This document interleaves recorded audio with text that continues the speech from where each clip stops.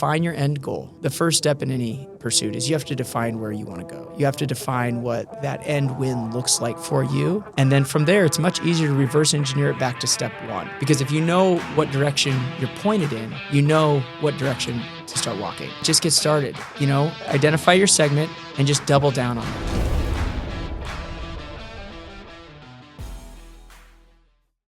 Welcome, everyone, to another episode of the Omaha Real Deal Podcast. I'm your host, Carlos Sanchez, and today we have a very special show for you guys today.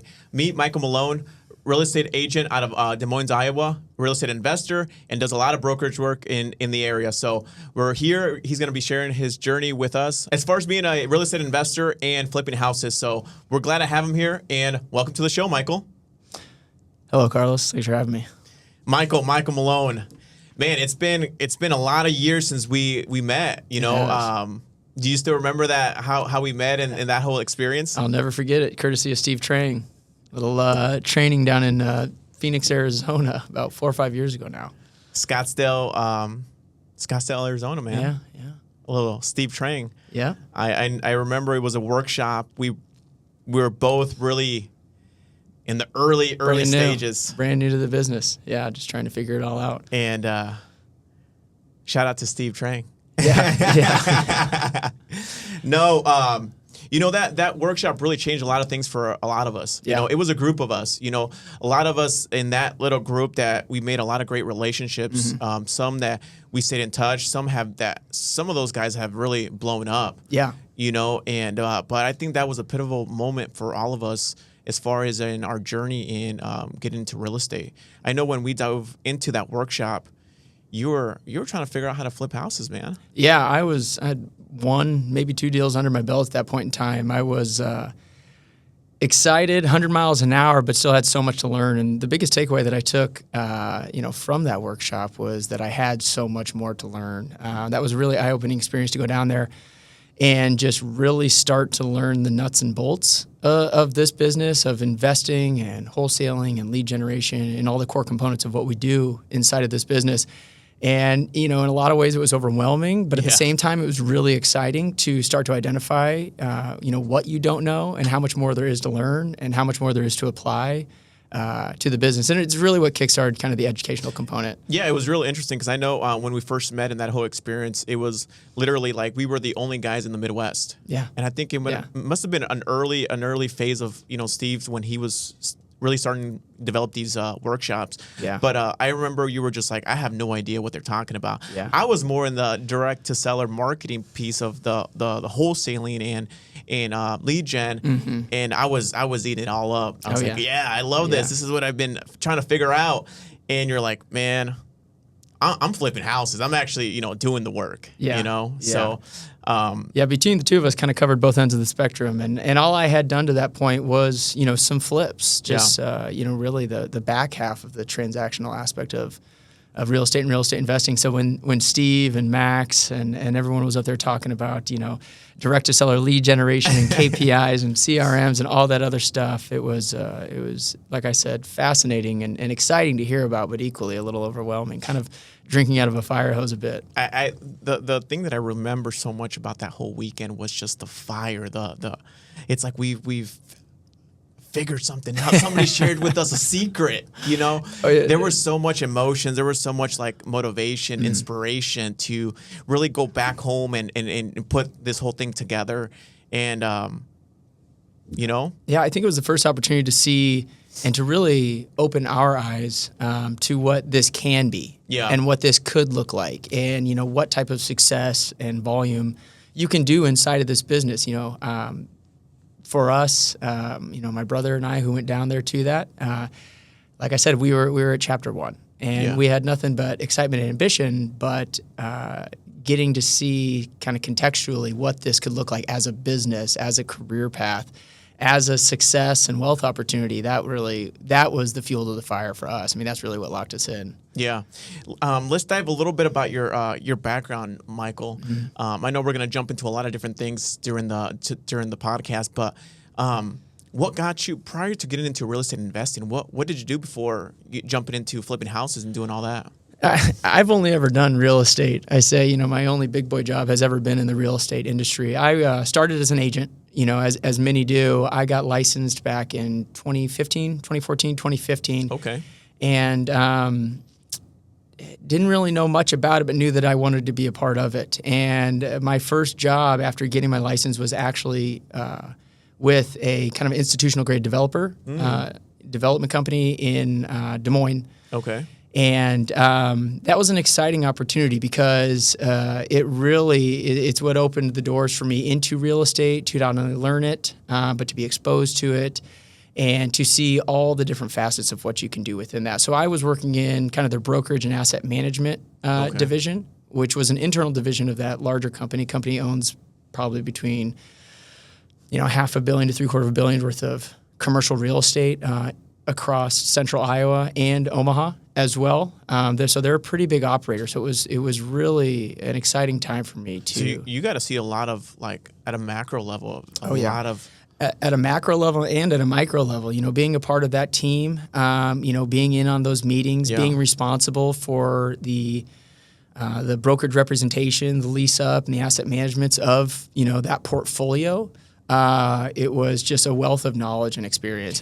And I'm sure that has, and sorry to cut you off, I'm sure that has really, that came really handy when you did the transition. Yeah, I'll tell you, to a degree, taking that role as opposed to jumping directly into, the more traditional brokerage route was really strategic for me because I knew I was new to this. I knew I wanted to learn, but I wanted to learn more than just the brokerage business. I wanted to understand how this entire industry worked at a larger level, and getting to work with for a development an investment company such as that one allowed me access to every facet. Again, this company has its own construction and development division, its own property management division, a whole accounting, legal, and financial division, as well as the brokerage services and asset management that I was in. So I got to touch, in varying degrees, every single stage of what is really the real estate process and the real estate industry. And for me, that was an incredibly powerful opportunity because real estate is such a diverse industry. I think a lot of people on the surface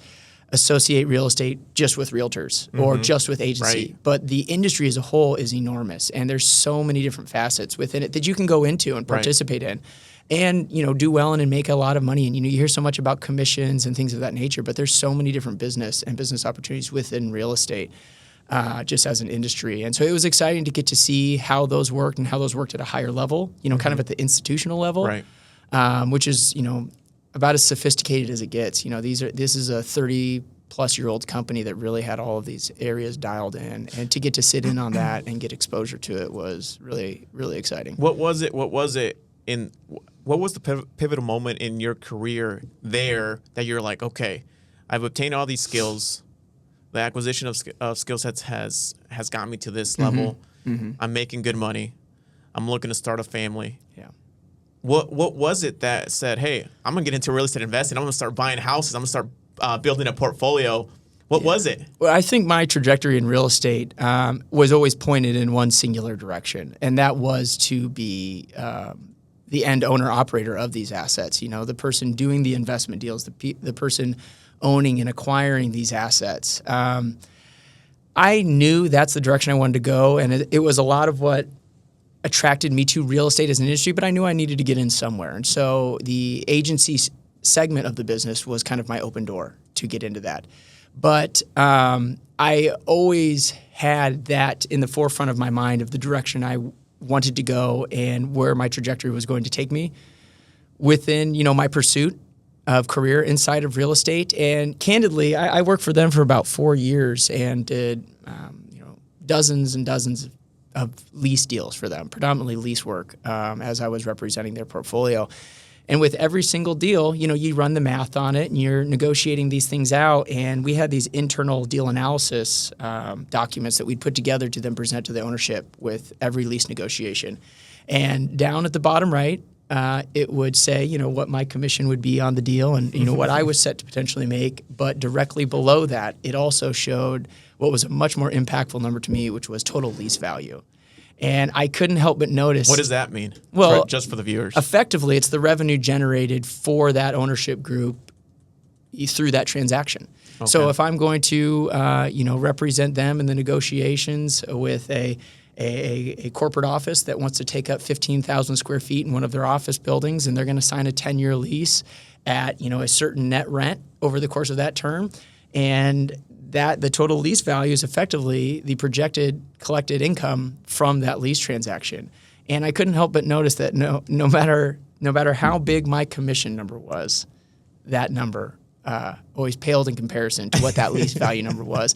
And, that's the perks of being the owner, the one controlling the asset, the one controlling the opportunity there. And so for me, with every single deal, it just further locked that into my mind. I'd like to have that end check. I'd like to be in control of the opportunity. I'd like to, be the ultimate benefactor. And I always had a mindset where I was willing to take on the risks that I knew went with that pursuit, of ownership of real estate and these assets. It's not an easy job, which is why the end user, the owner of the asset, the person who controls the opportunity, ultimately gets the largest check. So what made you, okay, you're having a good, obviously good commissions. Mm-hmm.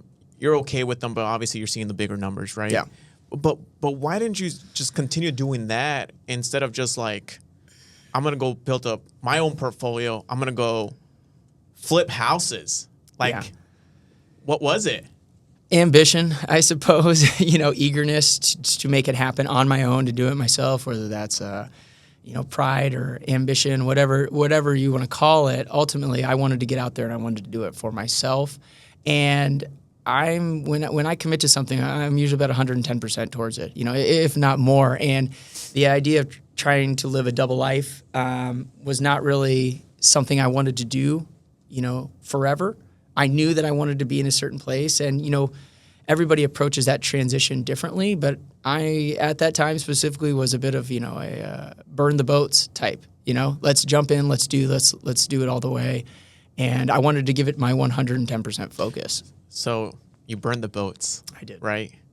You go say, hey guys, I'm sorry, I'm starting my own venture. Mm-hmm. What does that first deal look like? It's exciting. It's nothing but excitement, and a lot of that excitement comes with the newness of everything. Your first opportunity, your first pro forma that you put together, and you see that number of what could be on the back end of what you could make. And equally, being so new to it, you only know what you know. So you don't have the luxury of experience yet to know what really goes into these transactions from start to finish. What has to happen in order to make them successful, or what you have to do, and everything you have to navigate and manage in the interim in order to get to that big fancy check at the end. And so when you're just getting started in the first deal, it's nothing but excitement. But shortly after that, reality starts to set in. It's like, okay, I've acquired this first property, right? I'm on my way. Well, now what? Yeah. So let's dive that just a little bit. We won't get too deep into it, but tell me, how did you source it? How did you fund it? Run us through it. Yeah, my first deal is an interesting one. So I bought it at an auction, online auction. So it was a bank-owned foreclosed property. Gotcha. And I had been kind of leading up to this moment for probably a year at that point. I was very much still working my job at that time, and I had been spending my nights and weekends just absorbing as much information as I could, reading all the real estate books, the Rich Dad, Poor Dads, listening to every podcast that I could, trying to just inundate myself with as much information as you can get before actually getting that hands-on experience. And I didn't really know where to get deals yet. I didn't have any wholesaler relationships. I certainly hadn't done anything in the way of lead generation for myself. Mm-hmm. And I was sitting around one, probably Wednesday or Thursday night or something at my apartment at the time, and I was tracking a property that hit an online auction from, I think, Hubzu. It's a online platform for REO auctions nationally. Mm-hmm. And I had seen that one in Des Moines was going to be up on the block. And I did not go into it with the intention of purchasing it, to be candid with you. And I logged in, I got into the auction, I was watching. And I had run some front-end numbers, I was like, hey, if I could buy a property like this for X, I could probably sell it for Y, really having no context to construction numbers. So I was at best estimating what I thought could be a construction numbers on it. And, ambition got the best of me. And I said, you know what? Fuck it. I'm going to put a bid in. And I threw a bid on the table. And like that, I was in the game. And it went back and forth for about an hour as it's a timed auction. And I found myself, hey, I told myself if I bought it for 70, this would be a good deal. So I threw, the first bid out at, 55 or something like that. Somebody countered at 59. So I went to 60. Found myself quickly battling it out with another potential buyer, and ended up, I think, purchasing it something around 75,000 or something. So over the number I had told myself, but I was committed. I was locked in at that point. And I told myself I was going to buy it. And I said, this is it. You know what? Let's rip the Band-Aid. Let's jump in head first. Let's burn the bridges and, make myself accountable. If you buy the property, then you got to perform, especially with these auctions. Sure. So you lock it in, you go over your, max allowable offer. Yeah, right? I did. And again, at the time I was like, don't worry about it. It'll still work. It's fine. It's going to work. I effectively knew nothing about nothing in the grand scheme of, evaluating the numbers and everything that goes into flipping a house. Right. So you get it locked in, right? You're like, you're the winner. I'm excited. Michael Malone is the winner. Yes, I'm excited for those first 5 minutes afterward. Hey, it's real. It's happening. We got our first property. And then reality sets in. Well, you have to have your funds ready to rock in 48 hours post, the winning bid. And I was like, oh shit, I got some work to do because I don't have $75,000 sitting in my bank account, ready to just send out. I had, through mutual connections of mine, a kind of a back end introduction in place already with a local hard money lender. I'd never done a deal with them. I'd never worked with a hard money lending. Again, it's my first transaction. And I knew that's all I had. If I couldn't get him to fund it, I didn't know what I was going to do. Fortunately, I had reached out. I, to the best of my abilities, put kind of a deal analysis together, put it in front of him, and that was the beginning of a relationship that still stands to this day. He was willing to fund it. We took it down and, closed, I think, 2 weeks later. And again, that was the next dose of reality. You get that key. Again, this was a bank-owned property, sight unseen. And, it was, I skipped so many of the natural steps that you would take in this process of evaluating something. I was just so eager to get my first opportunity, and I wanted it so bad that I kind of just said, let's do it. We'll figure it out later. And that's exactly what I had to do. The property that I bought was an absolute dump. It, to this day, probably second largest total budget that I've done, 50 plus flips later. And it had been lived in by squatters, drug-using squatters, for lack of better terms, for 2 to 3 years prior to that. So the house was a mess.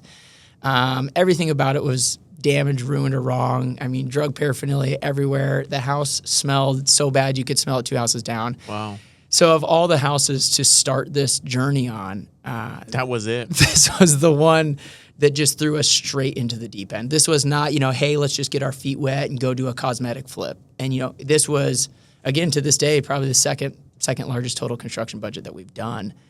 And that's when a lot of reality set in. But at the same time, you're in it at that point. How long did it take you guys to?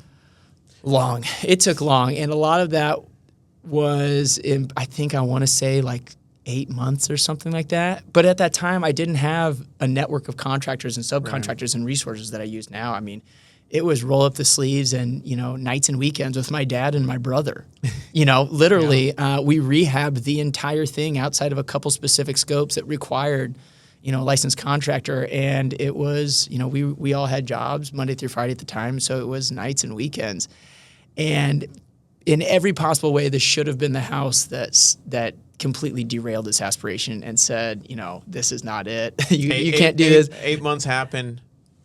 So how did you? We get it sold. We get through all of it. It's an absolute learning curve, and to this day, I'm even at the time, I don't think I truly valued it, but retrospectively, I'm so glad that I started out that way because it couldn't get any worse than that one. And if I can get through that one, and if I can take everything I learned from it and, just compound that into the next following projects, we're really going to fast track our way to figuring this thing out. And I'm so glad that I did, and I might not even take that property down today, as an experienced investor, but at the time, naivety allowed me to, pursue it. And it just kickstarted a lot of the growth and the learning experience inside of this. We get it remodeled 8 months later, put it on the market. Fortunately, it was in these front stages of, what was been an up market for a good 3 or 4 years, starting in 2019, 2020. And so we had a little bit of the benefit of, rapid market appreciation there because by the time we put it on the market, it was comping out much higher than we had originally done. So that kind of saved us in a lot of ways. And we ended up making money on it. And we said, okay, there you go. Yeah, we took out maybe $14,000, I think is what we came out of the closing with. That's a win. And at that time I was like, I'll take that on every single one. Absolutely. My life has changed. Yeah. For us, it was more so is the proof of concept. Yeah. Okay, we can do this. This isn't a fantasy. You can do this and you can make money doing this. And when you put it into context, like, hey, every step leading up to this we did wrong and we still managed to make some money. To me, I was like, it can only go up from here. And, the rest is history. So you talked a little bit about in that last comment that when we both talked about this and had endless conversations, but you talk about when we came into the business, we're really coming to basically the late innings of the previous cycle.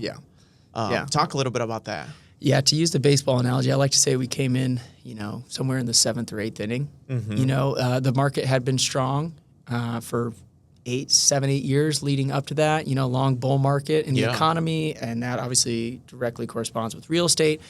And when we got in, I would say it was maybe one chapter before the mass rush towards getting into this, where everyone and their mom wanted to jump into it, but we certainly weren't the first chapter. No, absolutely not. And so we got in at a really exciting time. The real estate market was doing well. There was a lot of opportunities out there. And at the same time, if you were a flipper or even a wholesaler, because everything, from the top down is impacted regardless of what your exit strategy is, it was an exciting time because houses were appreciating at a rapid rate and you could get in at a deal and, maybe it wasn't the right purchase price, but you got the benefit, intentionally or unintentionally, that by the time you went to go sell it and exit out of it, you've already got another 5% of market appreciation, and now your house is selling for even more. And so it was a really kind of the Wild West. It was an exciting time to get into it because there was nothing but opportunity. There was nothing but money to be made in it. Right. And I think we got in right before it. I hate to use the word saturated, but it really got popular to be in this realm where everybody was doing it, which is more like that 2021, 2022 kind of window. And so it was a fun time to get in, especially as a flipper. Who doesn't love as a flipper just the confidence of putting your property on the market and knowing that you're gonna get an offer. At least one, and during that window, usually multiples, in those first 24 to 48 hours. Yeah, those windows, I mean, that time was unbelievable, man. It really was. I think in a lot of ways it gave us false perception 100% of what this was. I'm sure the people that have been doing it for a while, it's like, these young guys, this generation, we got spoiled. It was awesome. That happens. I do want to circle back to this whole concept that we just talked about, but okay, you start flipping, right? Yeah. When does a brilliant idea, Michael, says, okay, got one or two, flips under the belt, right? Let's start a portfolio. Let's go. We got this whole flipping stuff to a certain degree of understanding. Let's start a portfolio, guys. Well, the portfolio ownership was always kind of the end game. Right. You obviously get into this business to make money, but you equally look at it as an opportunity to create a lifestyle for yourself. Right. And, continued income and, that retirement element, And 3 of my first 4 deals were, in fact, buy and hold rentals that I took down. So, through my first 5 deals, I had done more buy and hold rentals than I had flips.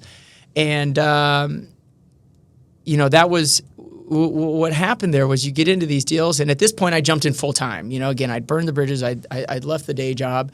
I was doing this full time. And, that buy and hold rental was great. Using the BRRRR strategy at that time, interest rates were very attractive. Yep. Rents were continuing to go up. It was a great time to really be doing that. And I still very much believe in that strategy today, but that's how I acquired my first 3, rental properties, the first 6 units, via that strategy. And it happened quickly and it was going well. But what I quickly realized, especially since I had decided to do this full time, you still need that day-to-day income. Yeah. You need that transactional income.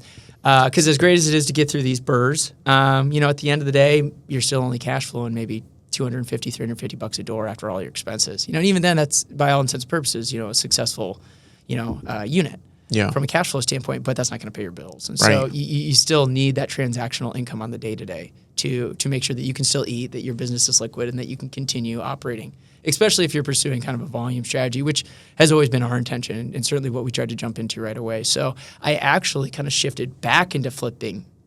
And that's the flipping is really what's been the groundwork of, my participation in this investment business, since day one. Mm-hmm. And equally, it's an attractive outlet for us, because it's opened a handful of different verticals for us that over time we've been able to maximize and expand on through different business ventures and opportunities.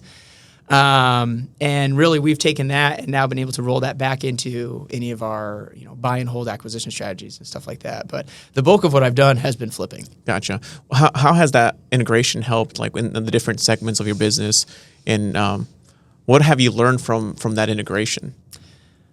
The integration has been interesting because it allows us to further maximize. A lot of the strategy that we've put together is the vertical integration of the different facets of the real estate transaction cycle, right? There's some level of acquisition on the front end, whether it's wholesaling and lead generation, whether that's an acquisition of an on-market property, right? Mm-hmm. Revenue opportunity there. Once the property's, acquired and taken down, well, then there's the entire construction segment, right? Revenue opportunity there, whether that's self-performance, whether that's management, everything in between. From there, there's the back-end disposition of it, especially with the flip. The back-end disposition, right? Being an agent by trade, right? Obviously, that's another opportunity for me to maximize revenues that would have otherwise been expenses in that same transaction, mm-hmm. right? And then lastly, on a successful investment, there's the proceeds on the back end.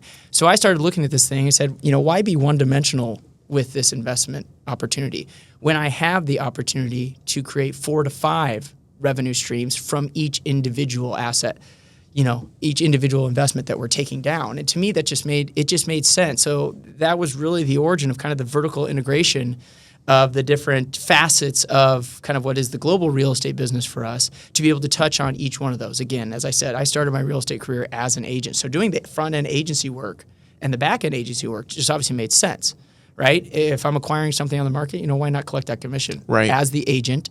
And then equally on the back end, instead of having to pay that out to another agent, well, I am an agent. Why wouldn't I represent my own? So, well, right there's 2 checks, 2 revenue opportunities, and I haven't even gotten into, the actual flipping portion of the acquisition. How important was it that you had that experience on the agency side, going into the, being going from the brokerage, agency work into the investor space? Like, what skills, what knowledge really helped you mm-hmm. in the transition? Well, I think it was very important, and it's very much still some of the fundamental pillars of how I operate today. Again, a lot of that was the benefit of who I got to work for when I started. Again, working for an institutional, investment and development company. Everything we were doing was investor grade, right? These weren't, your standard buyer seller transactions, such as residential. A lot of residential work, right? We're representing a buyer or seller who's just looking for a home or the next property. I was working hand in hand with, institutional grade investors. They looked at everything as dollars and cents. They analyzed everything from every angle, and they knew all the potential exposure opportunities as well as all the opportunities for income on each one of the properties that they managed, developed, and or invested in. And so it's really at the core of how I operate within this investment business. So for me, it was a great benefit because I was able to take a lot of those ideals and transition them straight over into building my own expectations as an investor as I'm acquiring or analyzing different investment opportunities. What do you see in the space as far as like when people are trying to come into it from just they don't have that front end experience? That what are the challenges that you see from like, hey, I used to. Either I'm a business owner and I want to get into a long-term more, diversify my retirement mm-hmm. strategy, right? Get into real estate. What are the common things that you mostly see when people start, buying, investment properties or either try to flip homes or flip homes to hold them? If they don't have that front knowledge, what do you think it's some of the themes that you usually see? Well, you obviously it's you only know what you know, right? If you've never been through this process, if you haven't analyzed an investment deal before, right? If you've never acquired an asset that is, distressed and needs, value add work, or even if it's a stabilized asset, really understanding the different financial KPIs of that opportunity and what that means so that you can forecast how this property is going to or needs to operate moving forward in order to be successful for you.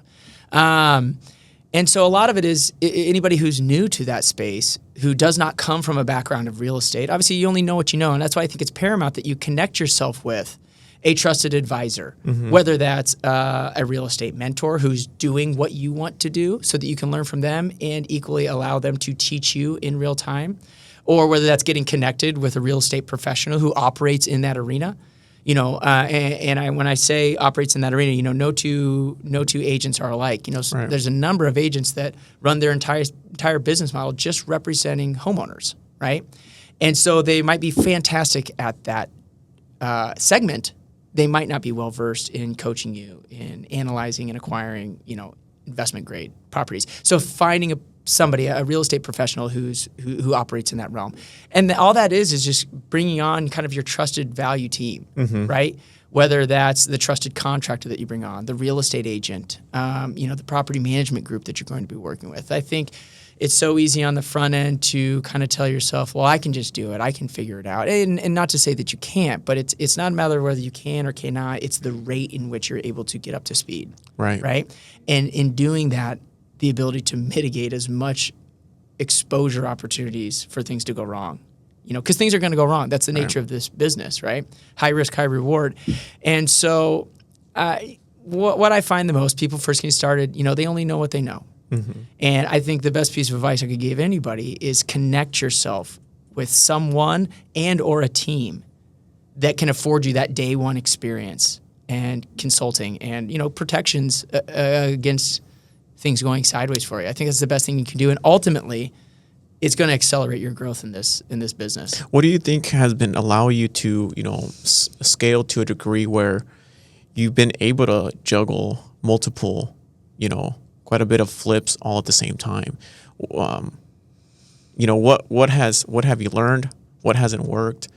And share a little bit of your thoughts around that. Well, we certainly didn't start that way. For the first year and a half, it was very much kind of one in, one out. You start with the one, because even at that point in time, one seems like a lot. It's looking today where we have 4 or 5 going at any given time, I sit around feeling overwhelmed there. But it's interesting, they say, the stresses you have today are the goals you had 3 years ago. Sure, right? absolutely. And so even looking back now and having that same level of stress or sensation of overwhelm while I was doing one, it's encouraging, but at the same time kind of funny to look back at.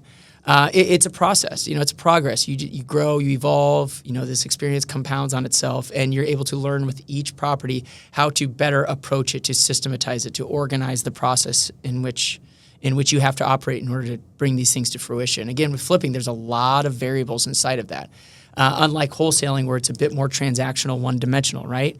Flipping, the fun starts once you've acquired the property, not the stuff beforehand. That's when all the variables pop up, right? And for me, it was just kind of that compound of experience over time. With that experience comes confidence. With confidence comes the ability to put together systems and plans to attack these as efficiently, as effectively as possible.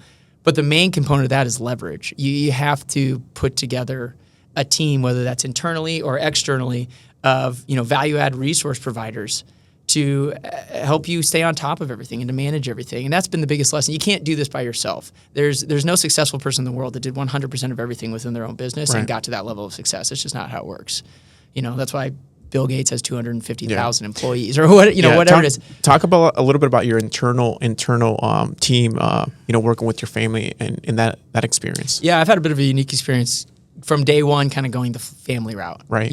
But a big part of my why when I got started was I wanted to pursue and utilize real estate to create professional and financial opportunities for myself and for my immediate family, which was, just my fiance, now wife, and mother of my children. At that time, it was just my fiance. I wanted to create a life for us, but equally, I wanted to create something that could afford financial and professional opportunities for my immediate family, my mom, my dad, my brother, and things like that. I wanted to create something that afforded them that opportunity. Whether they pursued it or not, there was something about me that just felt good knowing that I could provide these things. And that was always my number one why. So from day one, I kind of jumped headfirst into building out my model with Family Incorporated. My brother, my business partner in all of this, the guy who makes the flips happen. I just buy him and I just sell him. He's the one that gets to do all the dirty work in between. But I mean, he's been my partner since day one, and that's been a really cool experience to be able to get into this with your brother, a sibling like that. It's just so much more meaningful when you have the wins.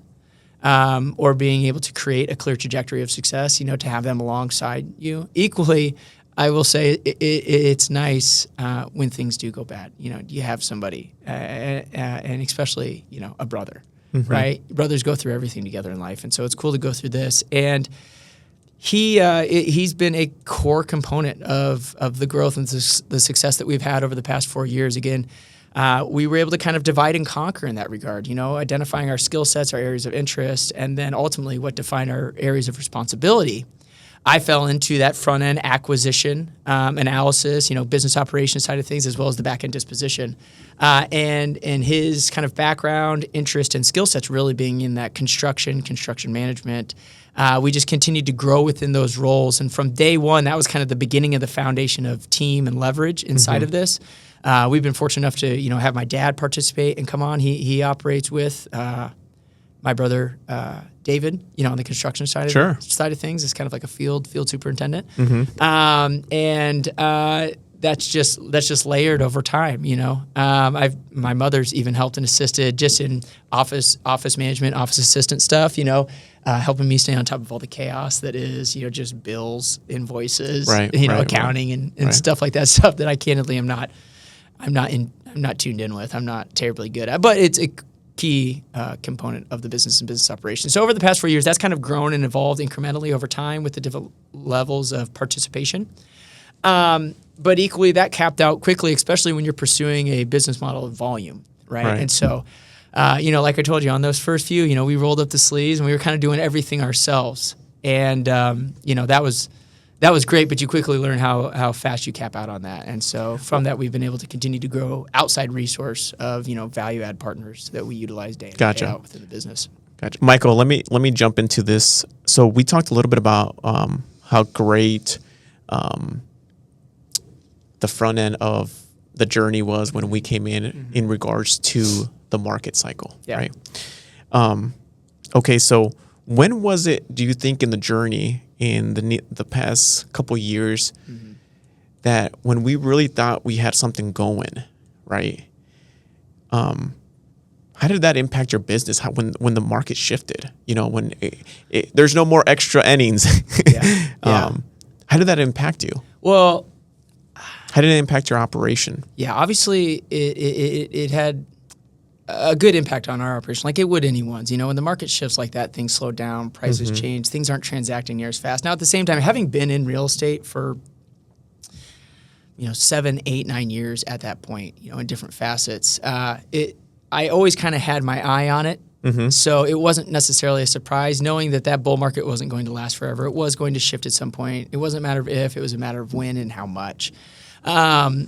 I like to consider myself a relatively conservative investor. I never like to try to stretch myself too thin on any deal or any business pursuit, as it relates to what we're doing, what we're taking down at that time. Right. I know you and I have benchmarked on deal analysis 1,000 times over the past 4 years. Absolutely. And my style of underwriting when it comes to these things. I always try to cover my back end. Not to say I'm not ambitious or opportunistic, but at the same time, I was brought up, in working for that developer.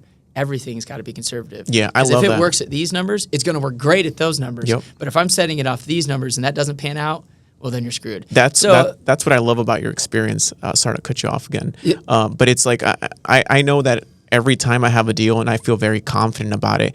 But if there's any percentage of doubt, I like to pass it to you, and I want you to break it apart. I want you to break and tell me, does this model? It's either with models, strategies, or just deals. Can you find some holes into this? And sure enough, I love always. Sometimes it's what I don't want to hear, and sometimes like, hey, you really have something going on that I've seen from other people that have presented me strategies like this. So that gives me confidence. But I always like to have that that second opinion from you, knowing your background, because you are always very conservative. And sometimes you just need a second set of eyes to underwrite a deal. And because as entrepreneurs or as people that are always optimistic, sometimes being a little bit over optimistic really gets us in trouble. Yeah, it's a fine line to be successful in this business. Obviously, you have to have a base level of optimism. Yeah. And you have to be opportunistic. Right? Absolutely. You have to be ready to jump on things. And you have to realize that not every deal is going to be, this beautiful opportunity, But at the same time, I was taught early on that not every deal is a good deal and not every deal is worth doing. But equally, there's always another deal out there. And so I find the biggest thing that impacts, myself at times when I was getting started, but a lot of new investors is they try to force feed deals because they're so dead set on getting something on the books. They're so dead set on getting that extra opportunity because they don't have an active opportunity pipeline established, right? So they don't really have the luxury of just passing off on this one and that one because they know there's another one that they can go after. And I find that they try to force feed deals. And if, regardless of your exit strategy, but mainly if you are a flipper, that can get you in a lot of trouble, right? You have to underwrite these deals on the front end in a conservative nature to cover any unknown exposures that are going to arise in these deals. If there's one thing I've learned over the last 4 years of flipping houses is that there's always some level of surprise. It's not if, it's what. Right. And if you've already spread yourself too thin before you've even, thrown the first hammer, right? And then something pops up, well, you're underwater in a deal immediately. And that's the type of stuff that can derail not only just the deal, but your entire pursuit inside of this business. All you need is a couple dead deals, to really put you in a bad spot.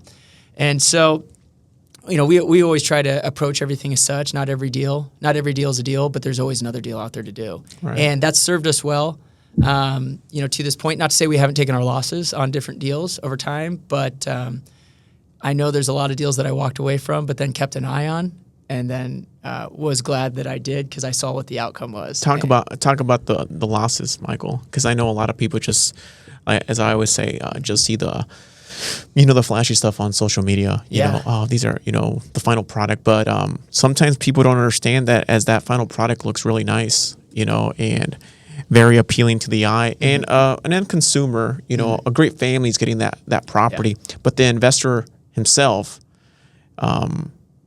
they're not too happy. Tell me about your biggest loss and your lessons that you've learned. Yeah, I really say that the day-to-day of our business, it's not sexy. It's, so many people, their closest association with flipping or real estate investing is, what they see on either social media or those HGTV shows and TLC. And it looks so glamorous and it looks so fantastic. They're coming in and buying these distressed properties and making these beautiful homes. It's glorifying what it is we do. The majority of the deals that we do, aren't that sexy on the day-to-day, right? We're not coming in and building these Pinterest-level homes. Not to say we don't put nice finishes and things like that in there, but a lot of times we're coming into houses that are, for lack of better terms, disgusting. They're absolutely undesirable and unlivable. And what we're trying to do is just simply take it to a quality, livable home at a market rate price. Now, surprises come up within those. I've had it happen a number of times. Fortunately, and not to jinx myself or anything, but I've only had to come to the closing table one time with a check in hand, right? That doesn't mean I haven't walked away from a closing table with no check in hand.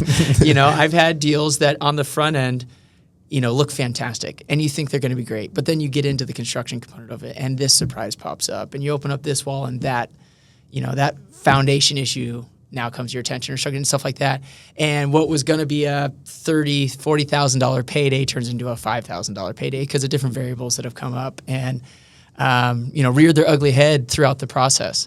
And, that happens. It's part of it. It's not a matter, again, it's not a matter of if, it's going to be how much or how many, how often does it happen? And what you're really trying to do as an investor is mitigate it happening at all, but more so trying to mitigate it, the frequency in which it happens. You obviously want to go into each opportunity with the confidence that this is going to be a success and a success to the level in which you've kind of underwritten it. But, that happens. I've had a number of last second surprises, a week before closing on an inspection addendum, or we've gone in to do the demo and we've opened some walls up and gotten some pretty massive surprises, Yeah.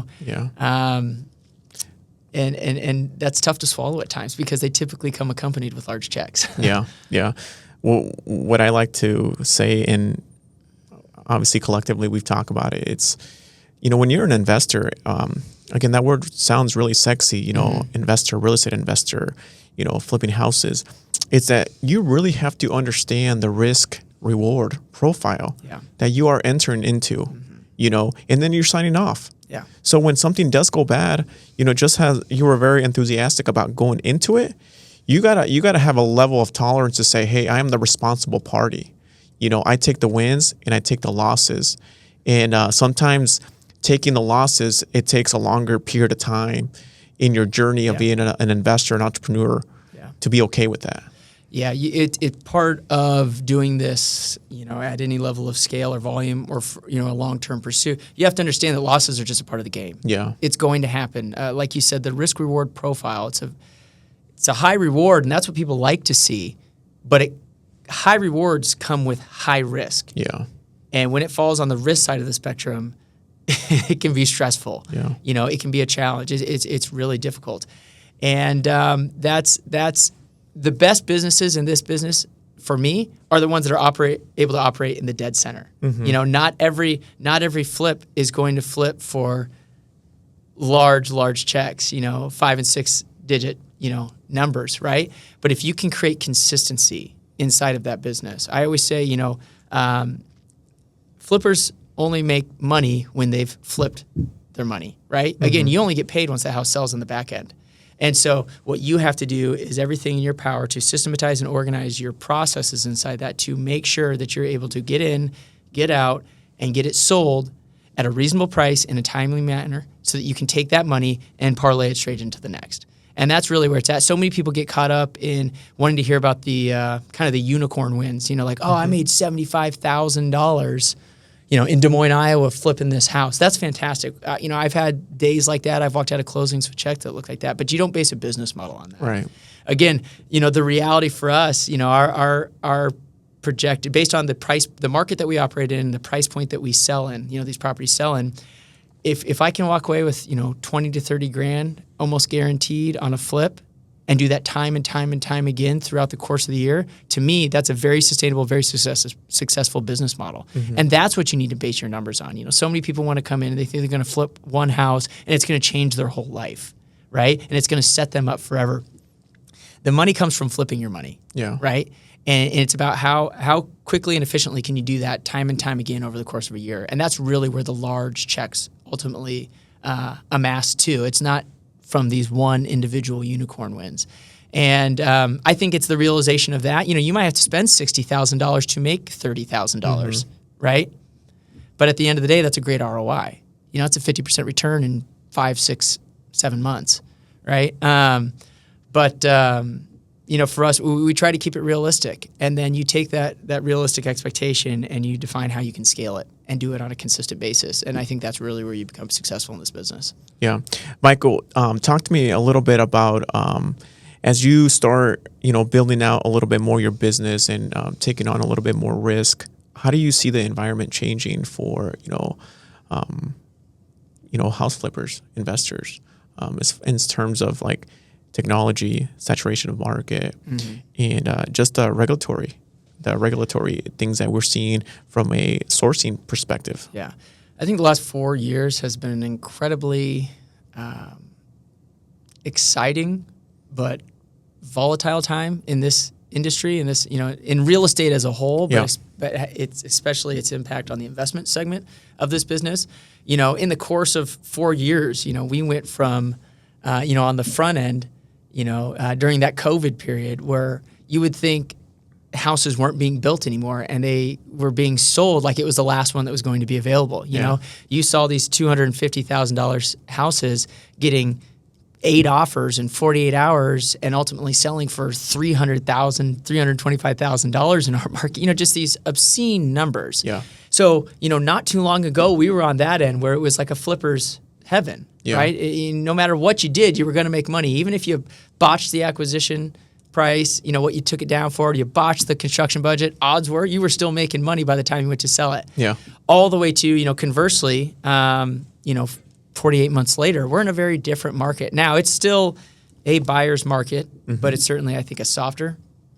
Or I'm sorry, it's still a seller's market, but it's a bit softer of a seller's market. Right. Obviously, we went from, historically low inventory, houses selling at record prices with interest rates at 2 and 3% to 48 months later, we have interest rates at 7, 8, 9%, 2 to 3 times higher. As well as a number of regulatory issues that have gone on and shifts in the overall general economy. 2023 had some of the lowest transaction numbers in real estate, since the housing bubble, in 2007, 2008. Again, that's within a 36-month window. We went from the front end, to an investor or flipper's, heaven, dream situation to record low transactions. Which as a flipper, that's a whole nother, variable of economics that you have to factor into these deals. They're not selling for these egregious prices anymore. In fact, you might actually be negotiating price cuts off your list price. Right. They're going to be on market longer, right? You're offering more concessions now. And so it's just interesting. It's such a tight window of time, the drastic shift that has happened inside the real estate industry as a whole and the impact that has on buyers and sellers as well as investors has been kind of fascinating to watch. I mean, it'll be interesting to see how this continues to play over the next 2 to 3 years.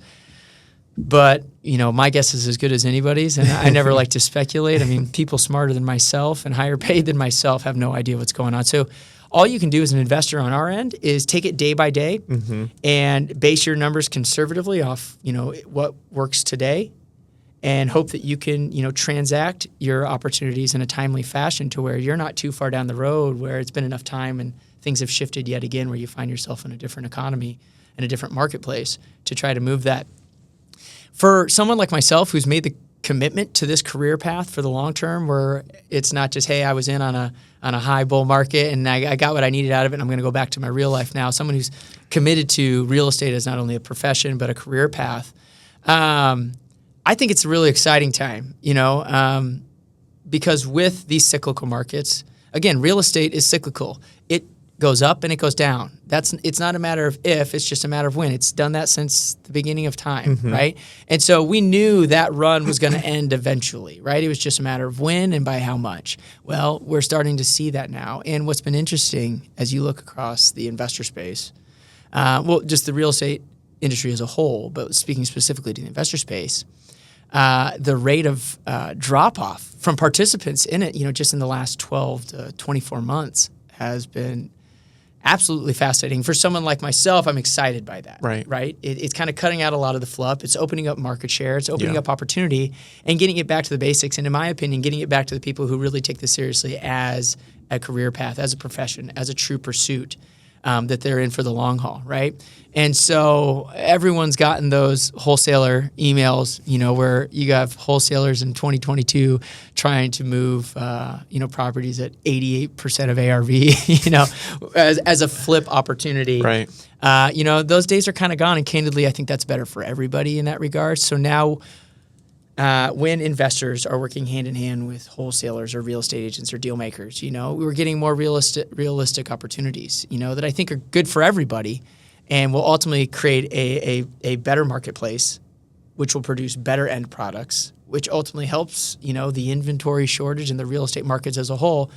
And I'm excited by a lot of that. I'm excited by what's to come. And so it's simply a matter of, how do you continue to position yourself and your business in a way that can continue to be productive throughout these changes. How important is collaboration with all the segments in your business, like the brokerage work, having relationships with agents, contractors, other investors, deal sourcers, people that source deals to you.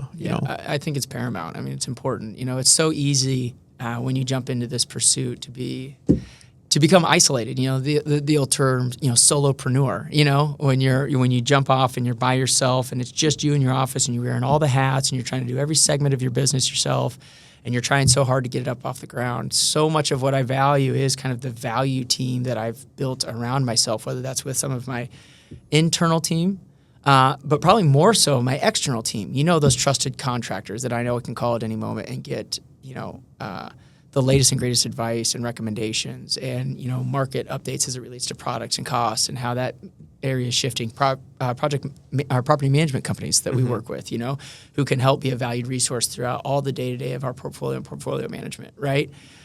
Agents, being an agent myself, I'm in that realm and I'm talking to agents every single day. And a lot of that has just allowed me to stay on top of the market knowledge of things that are going on in real time rather than having to experience it for myself or learn it retroactively. I think as an investor, that's incredibly important to have your pulse on what's going on in your market. What neighborhoods are becoming the new hotspots? What areas should you really look to target your marketing or your lead generation or your acquisition so that you're buying and selling inside of areas and neighborhoods of the market that are going to be productive for you. And you get that from talking to the people who are out there pounding the pavement every single day. And a lot of the times that's real estate agents or wholesalers, who are talking to people in different neighborhoods every single day. And I think having relationships, whether you do your lead generation yourself or not, having relationship with outside wholesalers does a number of things for your business. One, obviously just bolsters your opportunity pipeline. But two, it keeps you in regular conversation with what's going on in the marketplace, what they're seeing. What type of opportunities are out there that maybe you haven't been able to uncover or you haven't seen just yet. And then obviously on the other end of that, real estate agents, serve as, just real-time market data. Yeah. That data really helps make decisions, especially when you're looking at a lot of different deals and you're exposing yourself to new opportunities. And, in a market like we are, it's definitely going to get more interesting. And as things change, I'm very heavy on keeping my eye on the regulatory stuff, because the space is changing in all different perspectives, from sourcing deals, like I mentioned before, to the whole thing that's going on with the buyer agency, the buyer being a buyer agent, right? So it's going to get really interesting, like you said. I'm excited because what I do know that with regulation comes more structure, but with that, really people that are trying to take this business model to a professional level, which has always been my, kind of my standard. A lot of these houses that we do enter into, they need a lot of work, tough situations. But my thing is always providing a value proposition to those people that are in need, right? Right. And but actually doing this at a level of professionalism. That's always been my approach. And I think with all this stuff that's happening, I think that's really going to help, that philosophy of mine. So, Michael, talk to us a little bit of how you balance all these different businesses with your family and all that, because I know, you have two little ones, a wife, a lot of businesses, a lot of moving parts. Talk a little bit about that. It all comes down to leverage. I'm a big proponent of, you are who you surround yourself with in life. As you grow and develop as an individual, a lot of that is influenced, if not all of that is influenced by the variables around you, the people you surround yourself with. And it's the exact same mantra in business, right? Your business is only as good as the people that you've surrounded your business with. Again, whether that's the teams that you've built inside of your business or the outside value partners, which is what I like to call anyone that I work with, an outside value partner, someone who brings value to your business and allows your business to run at its highest and best. You're only as good as that. You're never going to do this on your own. The longer you try to do it 100% by yourself is the longer you stay in a position to where this is a job for you. It's not a business that you're growing and building, right? And so for me, it's about applying a couple different things, but it all starts with that leverage, right? Understanding that you can't do everything, and even if you could, you can't do all of it well. And so you need to identify what you, one, want to do within your business, two, what you're best suited to do. Right. And then all those other aspects, you need to put the right people in the right seats. One of the, it took me a while to learn that, or not necessarily to learn it, but to embrace it as I was building out my own business. But it's not the how, it's the who, right? It's not how can I do this as well on top of all the other things I'm doing? How can I get this done? It's who should be doing it. Because, we've talked a number of times about individual capacity. Even the best person in the world can only do so much at any given time, right? Mm-hmm. You only have so much attention, so much energy, and so much bandwidth. So it's not always about, how can I go do this? It's who should be doing it and who could hopefully do it better than I could do it anyway. And that's how you really start to provide true value and growth inside of your business, is when you start putting the right people in the right seats. Again, whether that's teams that you bring into your business or whether that's outside value partners that you bring to your business, right? Contracting out different third-party service providers in order to make sure that segment is getting the 100% attention it needs and the value that it needs in order to grow and to flourish. And that's really what it comes down to. It's the leverage, and it's the only variable that matters when it comes to trying to pursue or achieve scale, right? You have to have, you can force your way into that scale, but what happens is you end up hitting an immediate ceiling because you realize you don't have the capacity or the resource in place in order to support that next level of business, right? That next level of scale. And with each segment that you keep moving up as your business grows, you find that you have to tweak that business model, right? Because that level of business has different needs, and you need to make sure that those needs are being met. Otherwise, you're going to find yourself just swamped and upside down in the demands of your business, and you'll be working twice as hard but moving twice as slow as it relates to growth and success. Sure. Michael, let's bring some value into a little bit more value into the conversation. What would you tell to somebody that's trying to get into real estate investing right now? What would you tell them as far as give them some advice of what they could do in the short term and what they can do thinking about the long term? What would you, knowing that you flipped many houses, you've built a great portfolio, you got a great brokerage team around you.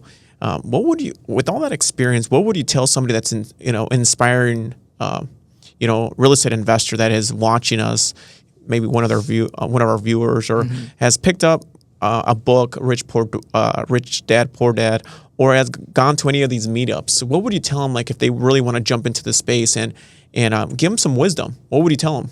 Hey, I want to buy my first house so I can flip it. Yeah. Well, I'd say, just do it. The first step is to take action. Whatever action that is, I find so many of the people who are looking to get started but have not done it yet have kind of at times allowed themselves into a little bit of an analysis paralysis, like, oh, well, I don't have this in place yet, or I haven't quite learned how to do that yet, so I can't. There's excuses that keep you from just diving in. I would say if you want to get started in this business, just start. Just start somewhere. You're never going to do it all at once, and you're certainly not going to do it all at once day one. Identify the segment of the business that is most attractive to you. If it's in the investment space, is it the wholesaling segment of that? Is it the flipping? Do you want to just jump straight into rentals, buy and holds, and learning how to manage and upkeep those? Define your end goal. The first step in any pursuit is you have to define where you want to go. You have to define what that end win looks like for you. And then from there, it's much easier to reverse engineer it back to step one. Because if you know what direction you're pointed in, you know what direction to start walking. And I would say just get started. Identify your segment and just double down on that. Seek out education, seek out some type of network, mentorship, people that are going to be able to provide you value by way of their experience, maybe by way of their opportunities. Day one, to just accelerate your knowledge and growth right away. But the most knowledge and growth you're ever going to get is from actually doing it, getting your hands dirty and taking action. The first one might not be a win, but I've always said I've learned more from my losses than I ever will from my wins, right? And the second you embrace that and eliminate the fear around failing or losing, it's really an exciting thing when you can identify how much value comes out of struggle, how much value comes out of failure. Yeah. Right. There's an old saying is that a failure is only a failure if you fail to learn from it. Right. So the second I embraced that mantra, it was able to just catapult not only my action but my growth as an individual, as a business person, as an investor, because I realized that the only failure is giving up. That's the only time you really lose. That's the only way you lose. Sure, you might lose some money. But I promise you, if you're really committed to this, you'll have learned from that failure and you won't do it again. Yeah. And that is how this thing really starts to compound and grow. And I think people who are in the business still do this, but a lot of people who are just getting started, I think, have allowed the fear of failing in this to kind of just stop them a bit and realize there's worse things in life than failing. Right. Michael, you've obviously have been really committed to the space of real estate investing. Mm-hmm. How has mentorship, workshops, education, how has that played a role in your success? And what would you tell others that are seeking some kind of guidance, either paid, unpaid? What would you tell them?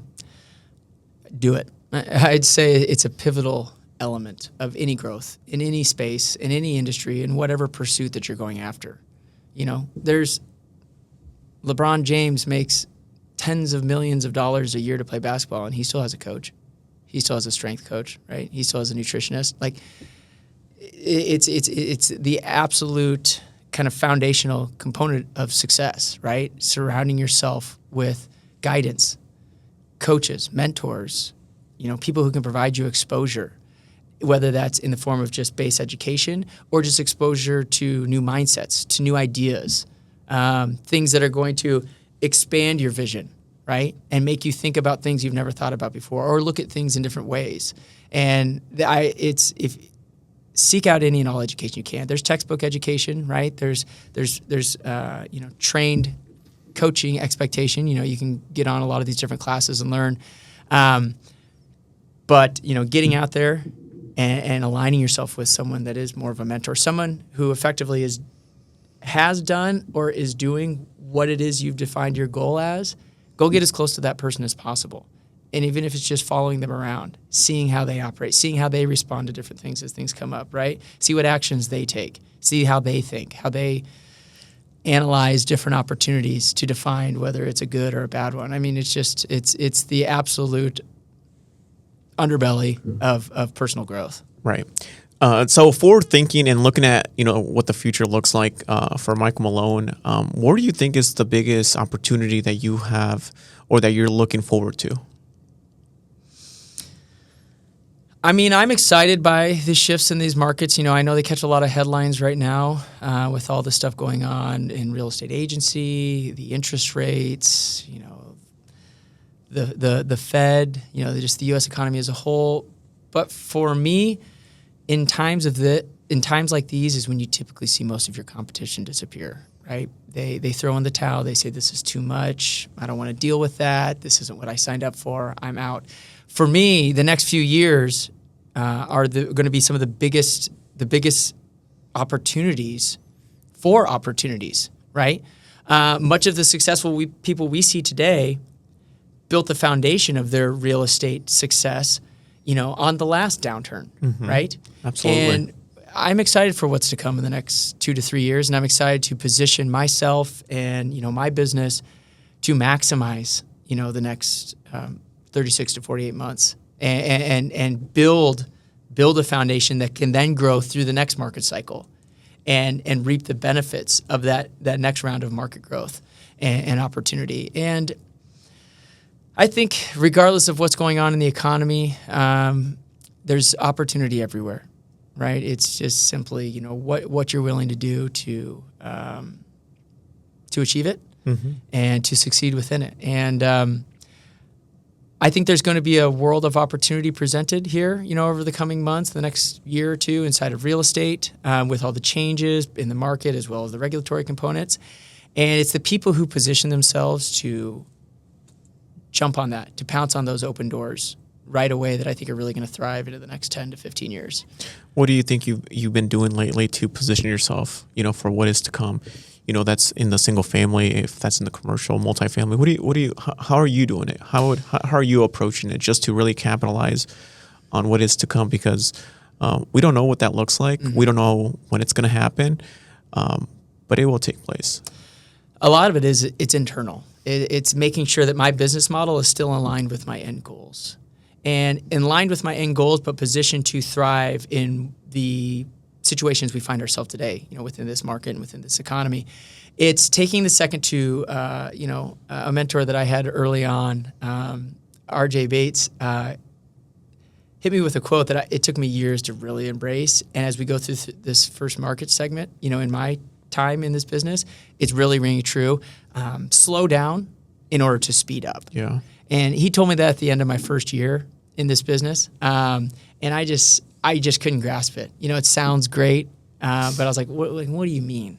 Mm-hmm. What do you mean? But to me, that is, taking the time at each segment of your business, each growth opportunity, to slow down, make sure your systems are in place, make sure your resources are aligned, make sure your vision is still defined, and make sure that you have a vehicle inside of your business that's going to allow you to continue in the right direction so that you can speed back up.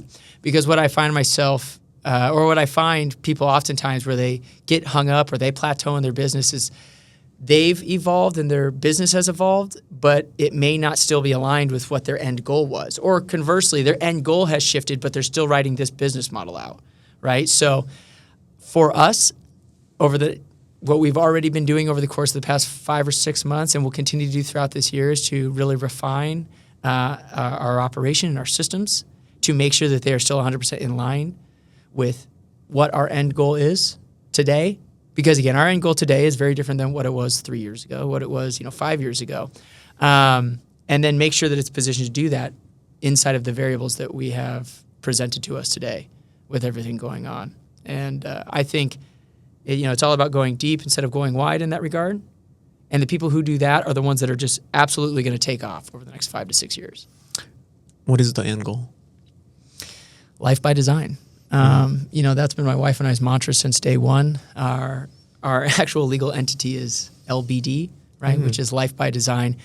And real estate is our vehicle to do that. That's what we've selected to pursue in order to do that. At the end of the day, it's not necessarily a specific financial number or a specific number of units or a specific annual income. What it is creating a vehicle that affords us the opportunity to define our life however we want it to look and to then live that defined life.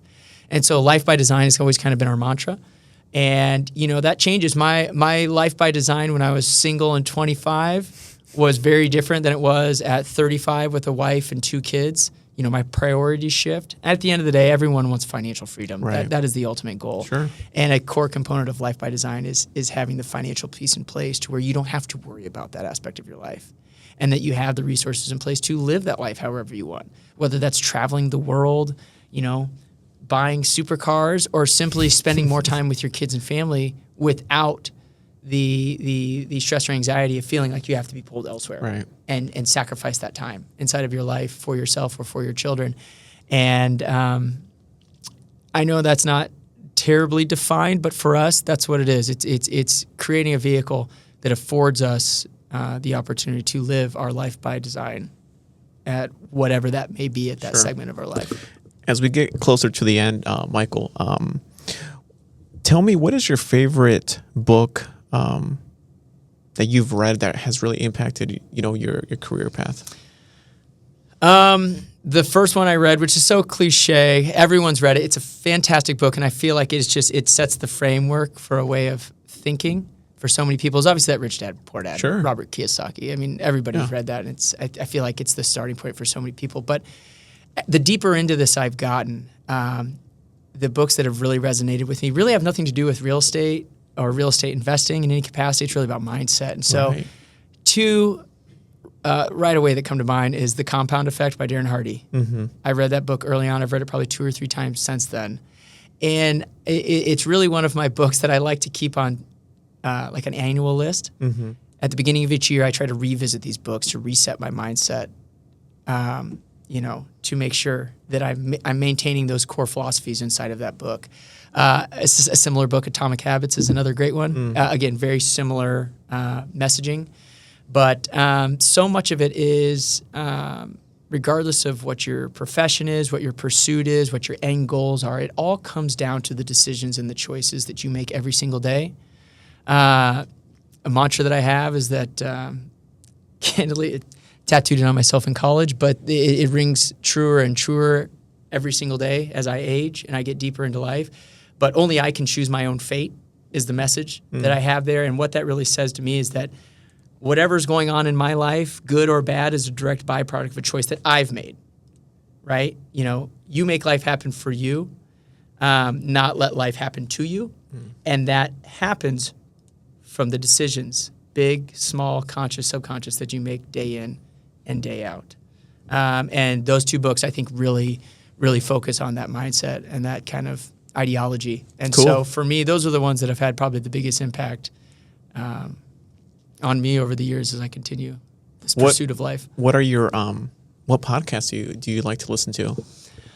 You know, I'm a big PBD guy. I get that from you. I get that from you. I'm a big proponent of Patrick Bet-David, just in his view of life and in his mindsets and things like that. Big fan of him. Steve Trang, the guy who brought us together all those years ago, I still listen to him on a regular basis. And from a more industry-based, podcast, that's one that I tune into on a regular basis. And there's so many great ones out there in this day and age. But those are two that are on my mainstay. They're regularly on my Spotify, listening to all the time. That's awesome, man. I'm going to give you a little bit of time to kind of think of final thoughts as we wrap up here. So, hey guys, if you guys are enjoying this content, make sure to subscribe to the channel, The Omaha Real Deal, where we provide content that helps you in your journey of entrepreneurship, real estate investing, and just real estate as a whole. So, really appreciate you guys staying with us, tuning in, but don't forget to subscribe. So, Michael, this was a great conversation. We're gonna wrap it up here.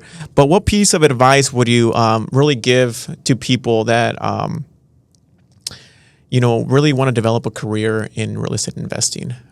What's one piece of advice you would leave the viewers with that if you would have known when you started, it would have really, your trajectory in real estate investing could have been a lot faster? Just do it. Like the old Nike slogan, just do it. So much of any pursuit, it only starts once you start. It's never going to start perfect. Your day one never looks like your day 100, and your day 100 never looks like your day 1,000, right? But you have to start somewhere, and so much of the power of any pursuit is just starting that pursuit, because it only begins once you take that first step. And the beauty of that is the more time you have in it, meaning the sooner you start, the faster that compounding effect takes place for your learning, your experience, your exposure, and your opportunities. So I would say to anybody pursuing anything, thinking about entrepreneurship, starting their own business, switching up their life and going a different route, jumping into real estate, looking at real estate as a career path or an investment strategy, things, just do it. It all starts once you start, but if you don't start, then none of it happens. Sure, absolutely. I'm all about the action. So, where can people get a hold of you at? I got my social medias out there. I'm always open to talking to anybody, entrepreneur, real estate agents, salespersons, investors, or just like-minded success, thinking individuals. I'm on all the normal socials, Instagram, michael.j.malone, pretty easy to find there. But if you have any questions or anybody wants to talk shop about anything, whether it's success mindset, real estate investing, entrepreneurship, reach out. I always enjoy having those conversations, whether it's with someone who's just looking to get started or someone who's been doing it longer than me. I always value those conversations. Awesome. Michael Malone, guys. If you guys are not following him, you guys really need to tune into his stuff, because a lot of his content is really cool. What he does with houses, what he does with, his strategies of property management, all that is really, really efficient. So, all right, guys. Well, that's a wrap on this episode. Thank you so much for tuning in on another episode of the Omaha Real Deal. Stay tuned. We'll have more episodes here in the next coming weeks. Take care, and we'll talk to you guys soon.